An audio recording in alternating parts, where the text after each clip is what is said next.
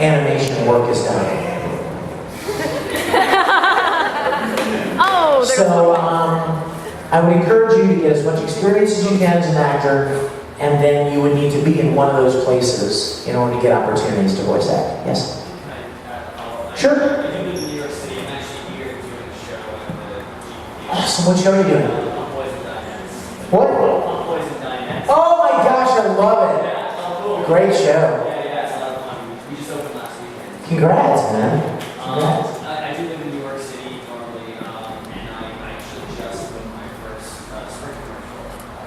Congrats. Area. Do you have any advice for crossing over from commercial voiceover into character voiceover? Well, do you have an agent? Yes, I do. Yeah. He's the guy you need to be talking to. You need to be saying, hey, dude, Yeah. start booking me some auditions for animation. Tell him to start, beating the pavement and, shaking the trees and find out what companies in New York City do animation. And then he needs to call him and say, hey, I represent so-and-so. He's the greatest thing since sliced bread. He's the hottest new voice actor in town. And, you need to bring him into audition. Yeah. Question? Yes?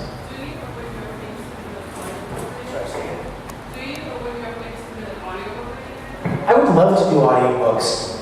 I would love to do audiobooks. Pardon me? Do you really? I would love to do audiobooks. I've always wanted to do that, actually. You know why? Because my mom listens to audible.com. She downloads books like all the time. And I've always wanted to do that.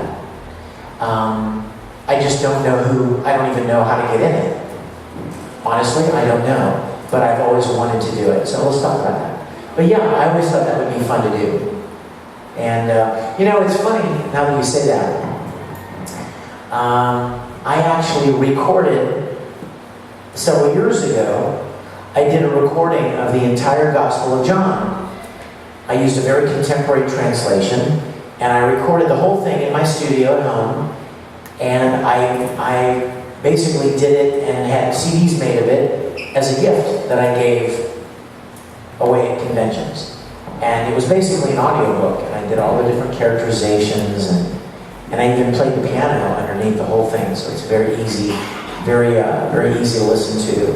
But I've always wanted to do audiobooks, always. Question? Yeah. How did you feel about playing the yellow baby on Maxwell? Wow, I wish I remembered that. One of the downsides about playing a lot of characters is you can't remember them all. And he probably was then, I'm sure. I'm so grateful to get to do different characters in different shows and video games. But the problem is that after a while, you do so many that after a while it's hard to keep track of them. Somebody, who was it one of you guys, wasn't it, that brought up today a picture from a show called, was it Neuro? I didn't recognize the character at all. Now, do you know how scary that is? I stared at that crazy guy for weeks and weeks and weeks when I was recording him, and I didn't remember what show he was from. That's the downside of having done so many things and doing new things, is that you tend to forget certain characters. Or maybe I'm just getting old. That's probably part of it too. 10 minutes? Question, anybody? Yes? I know you've done quite a bit of characters, but has there been one that you just look at it and you're like, hell no, basically? Like that one role that you just, like at first hated just at first glance, but then ended up liking it, or something like that? Well, there's never been any character that I hated that I ended up liking, but I will tell you this. As with most actors, whenever you audition for something, you're always hoping you get to play the lead. Let's be honest, right? You're hoping you get to play the main character. And there have been several shows that I did where I was really wanting to play the main character, and I didn't get cast as the main character. I got cast as somebody else.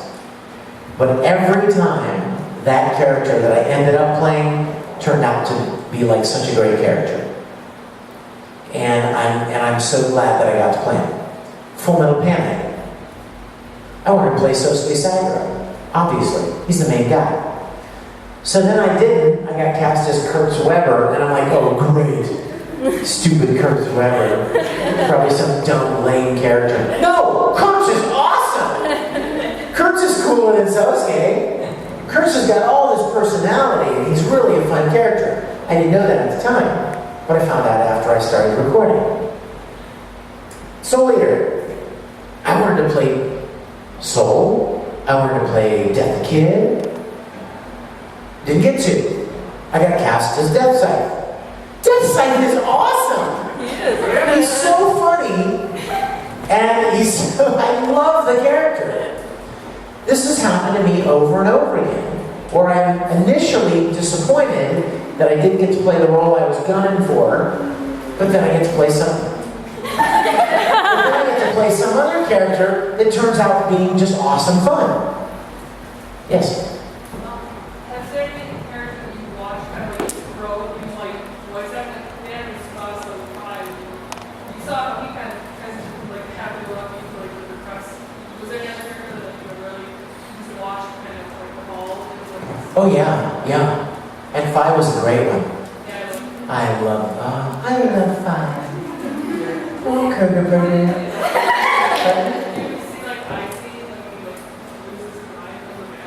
I know. I wish they'd do more. I wish they'd make more Tsubasa. So it's just getting good.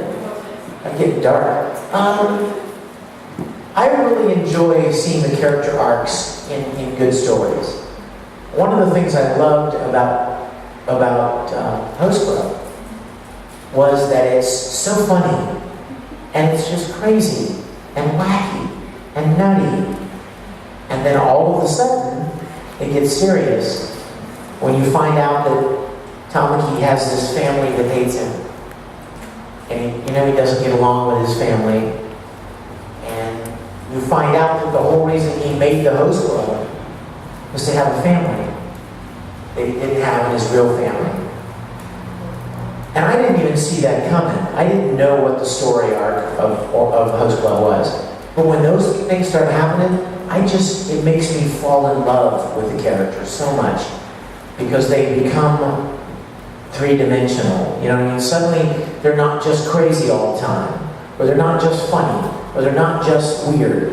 Suddenly, they have these other elements of their personality that makes them so much more endearing.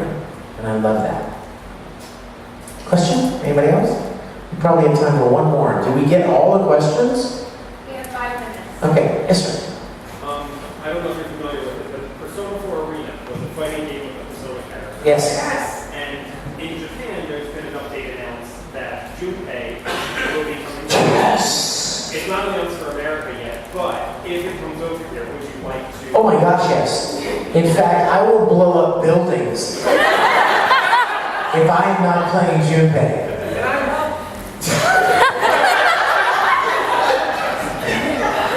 Let's not put that part of the video online, okay? No, seriously.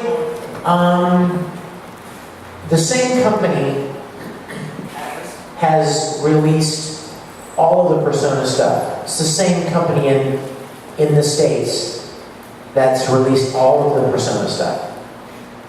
As far as I know, they're very pleased with what I did with Junpei and the other characters that they cast. So I'm assuming if and when it comes to the States, they'll get it, and I'll play Junpei. I better. Like I said, I'll look up their offices. No, I hope so. I expect so. I would expect so. Just like with Full Metal, if there's more Full Metal, Funimation's going to do it. You know that. And I'll play it. I mean, it's kind of established now. Who else? So apart from something not being available, companies always try to get the same people.